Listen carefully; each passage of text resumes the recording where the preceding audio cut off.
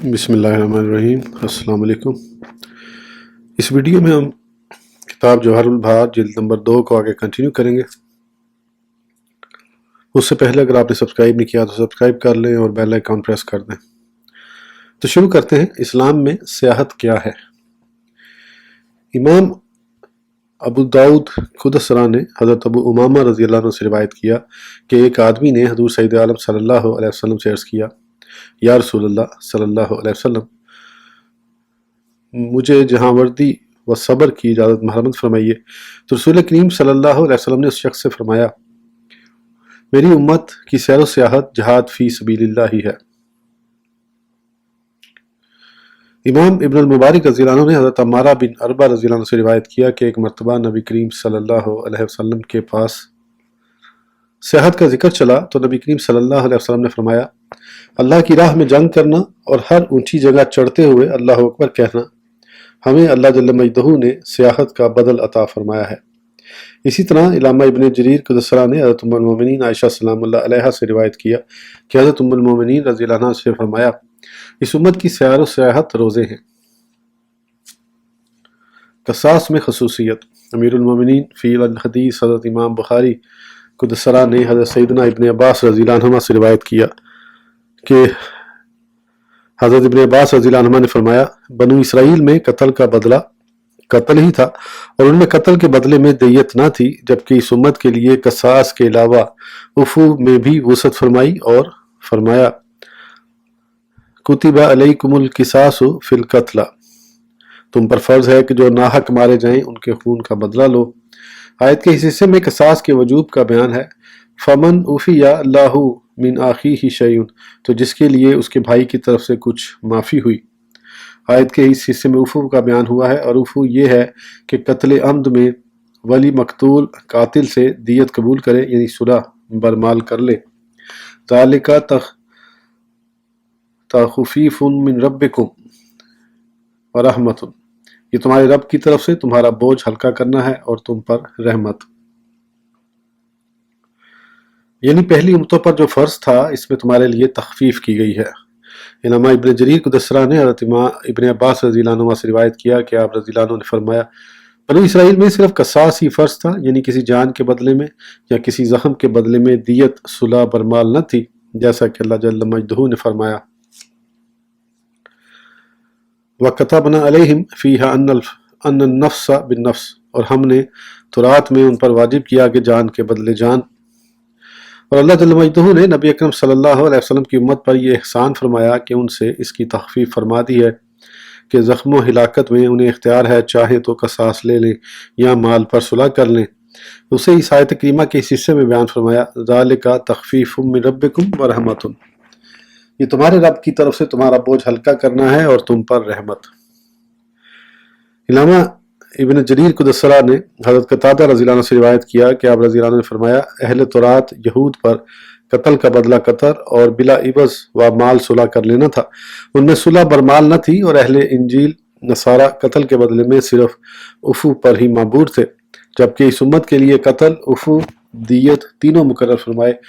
اور ان کو اختیار دیا کہ تینوں میں سے جسے چاہیں اختیار کر لیں، اور یہ حکم ان سے پہلی امتوں میں نہ تھا۔ کتابیہ سے نکاح میں خصوصیت۔ امام ابن ابی شیبہ قدس نے مصنف میں فرمایا کہ ہمیں حضرت دکی قدس نے حضرت امام سفیان رضی اللہ عنہ سے، انہوں نے حضرت الامام لیث رضی اللہ عنہ سے، انہوں نے حضرت الامام مجاہد رضی اللہ عنہ سے حدیث بیان کی کہ حضرت امام مجاہد رضی اللہ عنہ نے فرمایا، اس امت کو جن جن اشیاء میں آسانی وسعت دی گئی ہے ان میں سے ایک نصرانیہ اور لونڈی سے نکاح کر لینے کی اجازت بھی ہے۔ تورات مقدس اور زبور شریف میں مذکورہ خصائص۔ امام بحقی قدس نے روایت کیا کہ حضرت وہب بن منبہ تابعی رضی اللہ عنہ نے فرمایا کہ جب حضرت موسیٰ علیہ السلام کو اللہ جل مجدہ نے خصوصی کلام سے نوازنے کے لیے اپنے قرب سے سرفراز فرمایا تو حضرت موسیٰ علیہ السلام نے عرض کیا، پروردگار، میں تورات میں ایک ایسی امت کے حالات پاتا ہوں جو سب سے برتر امت ہے، جو لوگوں میں ظاہر ہوئی۔ اس امت والے اچھی باتوں کا حکم کرتے ہیں اور بری باتوں سے روکتے ہیں اور اللہ پر ایمان لاتے ہیں، ان لوگوں کو تو میری امت بنا دے۔ پھر اللہ جل شانہ نے فرمایا، وہ تو میرے حبیب احمد صلی اللہ علیہ وسلم کی امت ہے۔ پھر حضرت موسیٰ علیہ السلام عرض گنا ہوئے، پروردگار میں تورات میں ایک ایسی امت پاتا ہوں جو اپنے سینوں میں اپنی انجیلیں پڑھتے ہیں، جبکہ ان سے پہلے لوگ اپنی کتابیں دیکھ کر پڑھا کرتے تھے اور انہیں حفظ نہ کر سکتے تھے۔ پروردگار اس امت کو تو میری امت بنا دے۔ اللہ جل مجدہ نے فرمایا وہ امت میرے محبوب احمد صلی اللہ علیہ وسلم کی ہے۔ پھر حضرت موسیٰ علیہ السلام عرض گزار ہوئے، پروردگار میں تورات میں ایک امت کی یہ صفت پاتا ہوں کہ وہ پہلی اور آخری کتابوں کی تصدیق کرے گی، بہکے ہوئوں کو مار ڈالے گی، حتیٰ کہ کانے دجال کو بھی یہی مارے گی، اسے تو میری امت بنا دے۔ اور اللہ جل مجدہ نے فرمایا یہ امت صرف میرے محبوب احمد صلی اللہ علیہ وسلم کی ہی ہوگی۔ حضرت موسیٰ علیہ السلام نے پھر عرض کیا، پروردگار میں تورات میں ایک امت کی یہ خصوصیت دیکھتا ہوں کہ وہ صدقات کھائے گی، جبکہ اس سے پہلی امتوں کی حالت یہ تھی کہ ان میں جب کوئی اپنا صدقہ نکالتا تھا، وہ صدقہ اگر مقبول ہوتا تو اس کے صدقے پر اللہ جل مجدہ آسمان سے ایک آگ بھیج دیتا تھا جو اسے کھا لیتی تھی، اور اگر اس کا صدقہ ناقابل قبول ہوتا تو آگ اسے چھوڑ جایا کرتی تھی۔ خدایا وہ میری امت بنا دے۔ اللہ جل مجدہ نے فرمایا موسیٰ وہ امت تو میرے پیارے احمد صلی اللہ علیہ وسلم کی ہے۔ حضرت موسیٰ علیہ السلام نے پھر عرض کیا، پروردگار میں تورات میں ایک امت کے یہ حالات پاتا ہوں کہ اس میں جب کسی نے برائی کا ارادہ کیا تو وہ برائی صرف اس کے ارادے پر نہ لکھی جائے گی، اور اگر وہ اس برائی کی مرتکب ہوگی تو اس کی صرف ایک ہی برائی لکھی جائے گی، اور ان میں سے جب کسی نے کوئی نیکی کرنے کا ارادہ کر لیا مگر نہ کرنے کے باوجود اس کی ایک نیکی لکھی جائے گی، اور اگر اس ارادے پر پختہ ہو کر اس نے وہ نیکی کر لی تو اس کی مانند 10 سے لے کر 700 گنا تک نیکیاں لکھی جائیں گی۔ خداوندہ وہ میری امت بنا دے۔ اللہ جل مجدہ نے فرمایا اے کلیم من وہ تو میرے محبوب احمد صلی اللہ علیہ وسلم کی امت ہے۔ حضرت موسیٰ علیہ السلام نے پھر عرض کیا، پروردگار میں تورات میں ایک امت کی یہ خوبی دیکھتا ہوں کہ وہ دعا کریں گے تو ان کی دعا مقبول ہوگی، تو انہیں میری امت بنا دے۔ اللہ جل مجدہ نے فرمایا وہ تو میرے حبیب احمد صلی اللہ علیہ وسلم کی امت ہے۔ امام بیہقی کو دوسرا نے فرمایا کہ حضرت وہب بن منبع رضی اللہ عنہ نے حضرت داؤد علیہ السلام کا قصہ ذکر فرمایا، اور آپ علیہ السلام کے قصے میں وہ بھی ذکر کیا جو اللہ مجدہ نے حضرت داؤد علیہ السلام پر زبور شریف میں نازل فرمایا تھا۔ زبور شریف میں حضرت داؤد علیہ السلام پر جو وحی بھیجی گئی تھی اس میں آپ سے یہ بھی فرمایا گیا تھا، اے داؤد علیہ السلام تمہارے بعد عنقریب ایک سچا نبی آئے گا جس کا اسم گرامی احمد و محمد صلی اللہ علیہ وسلم ہوگا، جس پر میری ناراضگی کبھی بھی نہ ہوگی اور نہ ہی وہ کبھی میری نافرمانی کرے گا۔ اس سے پہلے کہ وہ میری نافرمانی کرے گا میں نے اس کے اگلے پچھلے گناہ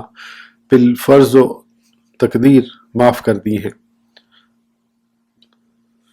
اور اس سچے نبی کی امت تمام کی تمام مہربانیوں کی مورد ہے۔ میں نوافل پر انہیں اتنا ثواب دوں گا جتنا میں نے سب نبیوں کو دیا ہے، اور میں نے ان پر وہی فرائض عائد کیے ہیں جو میں نے نبیوں و رسولوں پر کیے تھے۔ یہی وجہ ہے کہ قیامت میں ان کی چمک و دمک انبیاء کی چمک دمک کے مانند ہوگی، اور یہ صرف اس لیے ہے کہ میں نے ان پر ہر نماز کے لیے وضو کرنا اسی طرح فرض کر دیا ہے جس طرح ان سے قبل انبیاء پر کیا تھا، اور میں نے ان کو جنابت کے وقت غسل کرنے کا اسی طرح حکم دیا ہے جس طرح ان سے پہلے انبیاء کو دیا تھا،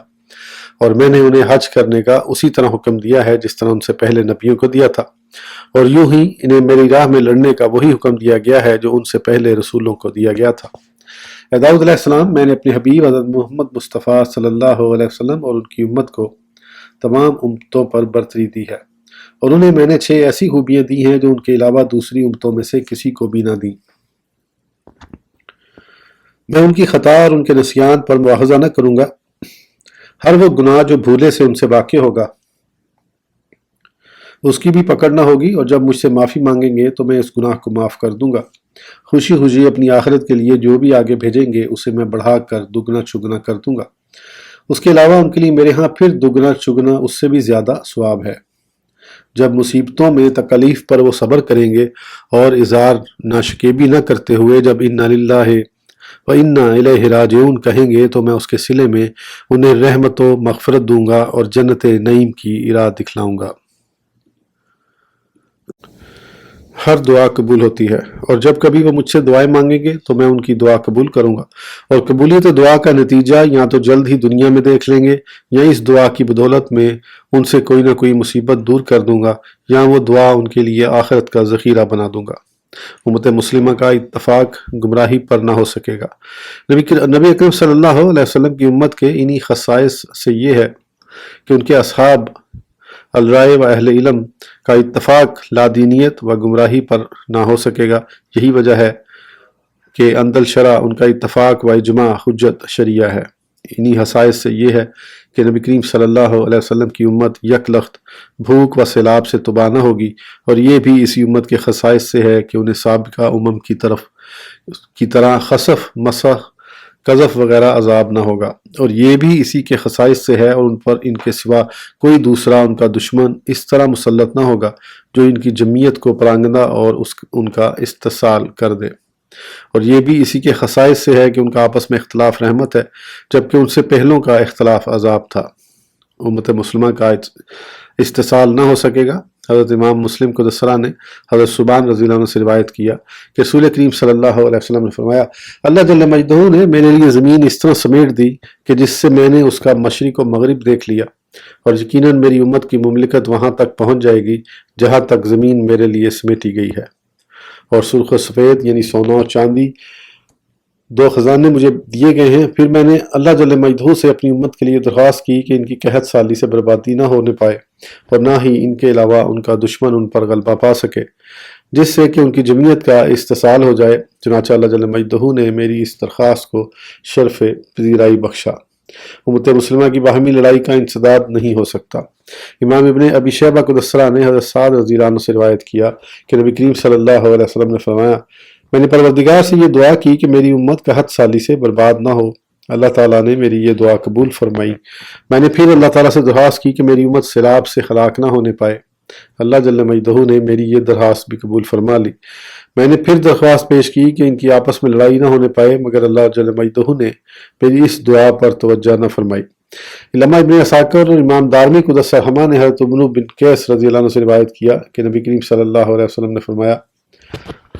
مجھے اللہ جل مجدہ نے اجل مرحوم کی بشارت دی ہے، اور ساتھ ہی مجھے ہر طرح کا اختیار عطا فرمایا ہے۔ ہم دنیا میں تو سب سے آخر ہیں، مگر قیامت میں دخول جنت و حساب کے لحاظ سے سب سے پہلے ہیں۔ اب میں تمہیں ایک بات بتا دوں، اس میں کسی قسم کا فخر نہیں ہے، وہ یہ کہ حضرت ابراہیم علیہ السلام اللہ کے خلیل، حضرت موسیٰ علیہ السلام اللہ کے صفی، اور میں صلی اللہ علیہ وسلم اللہ کا حبیب ہوں،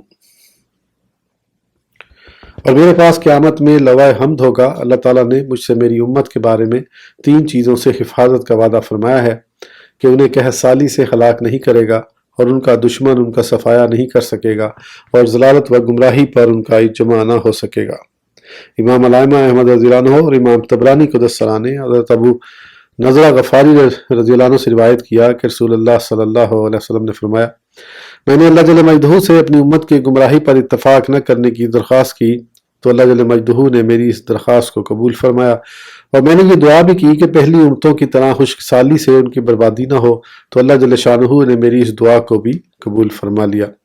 پھر میں نے درخواست کی کہ ان پر ان کا دشمن غلبہ نہ پا سکے، اسے بھی اللہ جل مجدہ نے قبول فرما لیا۔ میں نے یہ بھی درخواست کی کہ یہ مختلف فرقوں میں بٹنے نہ پائیں، اور نہ ہی یہ ایک دوسرے سے لڑائی و جھگڑا کریں، مگر اس سے مجھے منع کر دیا گیا۔ امام حاکم قدس سرہ نے حضرت ابن عمر رضی اللہ عنہما سے روایت کیا کہ نبی اکرم صلی اللہ علیہ وسلم نے فرمایا، اس امت کو اللہ جل مجدہ گمراہی پر کبھی بھی اکٹھا نہ کرے گا، اور یہی حدیث حاکم قدس سرہ نے حضرت ابن عباس رضی اللہ عنہما سے بھی روایت کی ہے کہ نبی کریم صلی اللہ علیہ وسلم نے فرمایا، اللہ جل مجدہ میری امت کو گمراہی پر کبھی متفق نہ فرمائے گا۔ شیخ نصر مقدسی قدس سرہ نے کتاب الحجہ میں فرمایا کہ رسول کریم صلی اللہ علیہ وسلم نے فرمایا، میری امت کا اختلاف یعنی مسائل رحمت ہے۔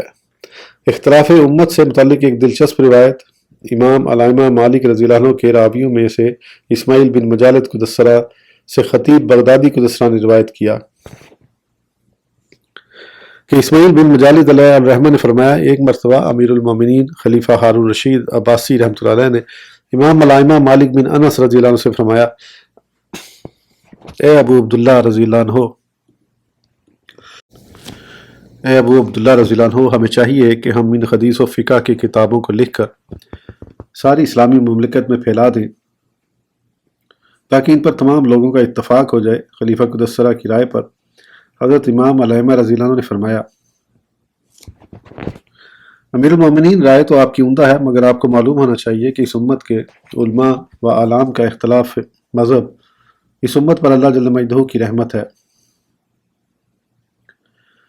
ان میں سے ہر ایک اسی بات کی پیروی کرے گا جو اس کے نزدیک صحیح ہوگی، اور ہر ایک ان میں سے سیدھی راہ پر ہی ہے، اور اس اختلاف سے ہر ایک اللہ جل شانہ کی رضا کا ہی جویہ ہے، یعنی خواہش مند ہے۔ آج کی ویڈیو کے لیے اتنا ہی، کیونکہ میرا گلا بھی تھوڑا خراب ہے تو زیادہ پڑھا نہیں جا رہا۔ اگلی ویڈیو میں انشاءاللہ آگے کنٹینیو کریں گے، اس وقت تک کے لیے اجازت دیجیے، سبسکرائب کرنا نہ بھولیں۔ اللہ حافظ۔